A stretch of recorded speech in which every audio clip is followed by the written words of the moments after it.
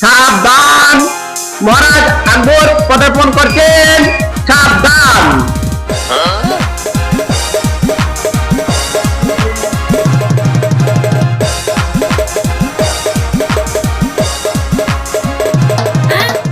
মন্ত্রী, তুমি কোথায় চলে গেলে?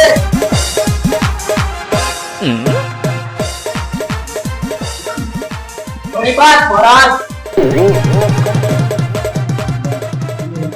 মন্ত্রী, আমার রানীকে আজকে দেখতে পাচ্ছি না, সে কোথায় গিয়েছে? মহারাজ, আপনার কোথায় গেছে আমি কি করে বলবো? মন্ত্রী, রানীকে না আমি দেখতে পাচ্ছি না, কিন্তু সেনাপতি আবার কোথায় চলে গেল? সেনাপতি, তুমি কোথায়? আদেশ করুন মহারাজ। সেনাপতি, তোমার চরিত্র তো বেশি ভালো নয়। আমি অনেকদিন খেয়াল করেছি তুমি আমার রানীর সঙ্গে পুরুষ পুরুষ করেছ। তুমি নিশ্চয়ই জানবে আমার কোথায় গিয়েছে। মহারাজ, আপনি আমার নামে বড় কম রাখছেন। আমি এখনো যুবক হয়ে গেছি। আমি কিভাবে আপনার রানীর সাথে পুরুষ পুরুষ করব? তাহলে আমার দুঃখ আমি পেয়ে গেল মন্ত্রী। মহারাজ, রানী তো শপথ করে গেছে। কি সেই সঙ্গ? এর বউ আন্দোলনে নিয়ে পালিয়ে গেছে। কি বলছো তুমি এসব মন্ত্রী?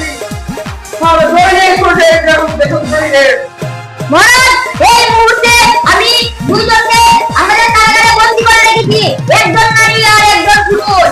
কেন তাদেরকে আটকে রেখেছি সেনাপতি? আমি তাদেরকে আটকে রেখেছি কারণ তাদেরকে আমি পাত্রেতে পুরুষ পুরুষ করতে দেখেছি। তাহলে চলো দেখে আসি। চলুন মহারাজ।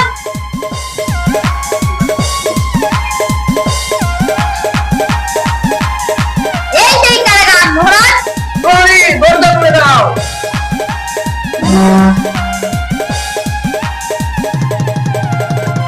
সেনাপতি, দেখো এটা কার বউ? সেনাপতি, কি হয়েছে? মহারাজ, এটা তো আপনার জুতমানি।